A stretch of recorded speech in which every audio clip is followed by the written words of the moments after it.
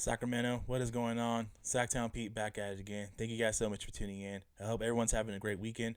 Today, I want to talk about potentially who the Sacramento Kings can sign over the next coming days. Um, for those of you that don't know, the Kings do have three roster spots open currently, and over the weekend, Monty McNair, I'm sorry, should I say Friday, Monty McNair came out and said that we may not be done yet. We are still looking to improve and add to the roster. And it's been reported that the Kings are actually working out three individuals over the over this week. We found out that while the team was playing Vegas ball, that there's three potential candidates that could be looking to join the Kings. Three of them are all former NBA players. Quinn Cook played for the Golden State Warriors. He's a backup guard. He would potentially be our third backup point guard. Matthew Dellavedova is a former Cleveland Cavaliers point guard, a backup guard to Kyrie Irving during those championship runs and those playoff contentions teams with LeBron James. He is another person that the Kings are looking into and to potentially bring him back into the NBA. And the last person is Shabazz Muhammad, who had his stint with the Minnesota Timberwolves, has not played for a while, but is looking to get back into the league, into the NBA, and he is a small forward.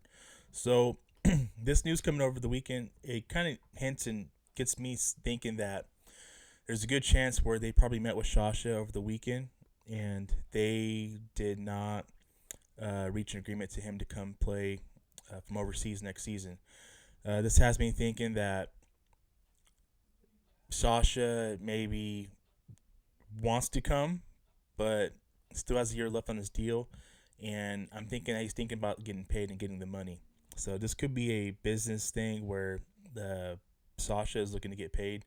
If he were to come to Sacramento, despite having the interest, I think that uh, there may be an agreement reached. Only time will tell.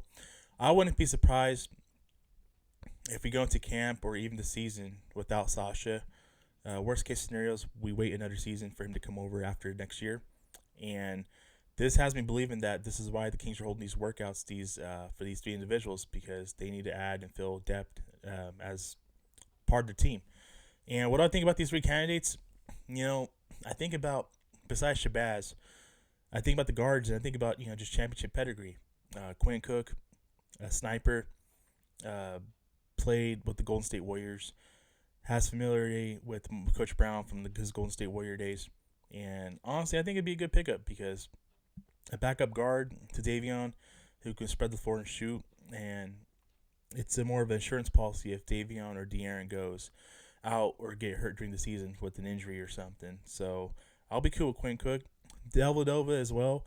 Uh, Defensively, he's a better defender than Quinn Cook. Gives it his heart and hustle. We saw that with the Cleveland Cavaliers during their run of the championship and their playoffs with LeBron James and Kyrie Irving. So Dellavedova would be a legitimate option there for the Kings.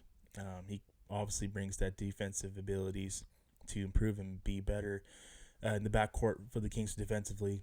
And I also like the fact that Shabazz is getting a chance to work out for another team like the Kings to get back in the league.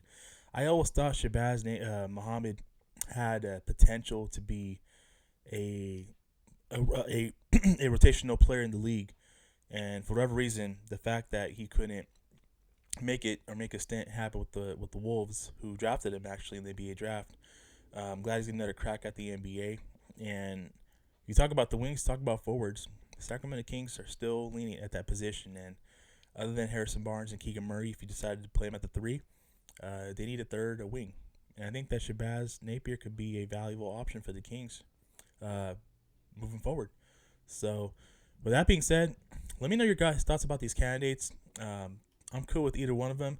Sounds like they all have familiarities with Monty McNair's. Mike Brown's and his coaching staff, because Mike Brown has connections with Quinn Cook and Matthew Dellavedova during his Cleveland Cavalier days and his Golden State Warrior days. And I think one of our assistant GMs, Wes Welcock, has a connection with Shabazz Muhammad and is familiar with him. So always a connection there. It's always good to see that and hear about that. Whenever the news breaks, I will have it for you guys here. Don't be surprised if one of these guys or two of these guys are signed within the next few days or this upcoming week. Also, want to talk about Keegan Murray. How about Keegan Murray, guys? Clutch gene in him. He's got it in him, man. He's hit big shots the first two summer games in Las Vegas. The other one the other night was just awesome.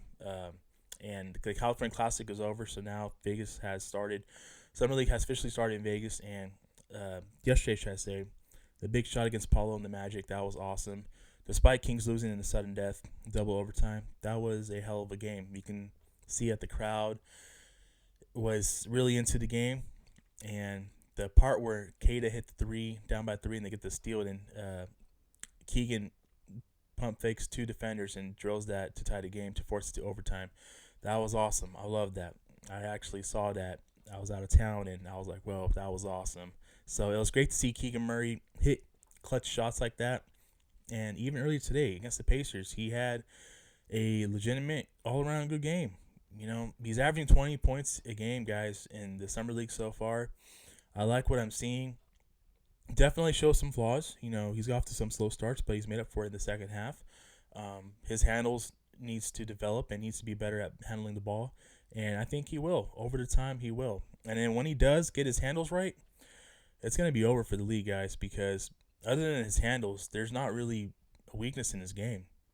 He can do everything. And it's just exciting to see a rookie like Keegan come into an organization like us to just showcase and display his isolation, step backs, his quick shooting clips, his catch and shoot.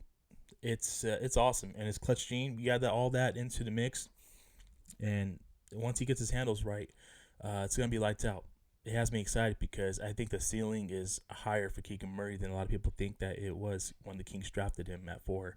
So gets me excited. I mean, looking forward to seeing Keegan do big things, continue to do big things this summer with the squad, and looking forward to seeing him opening night to play with Davion Fox and Sabonis and the rest of the guys as well. So with that being said, guys, that's going to do it for me for today's video.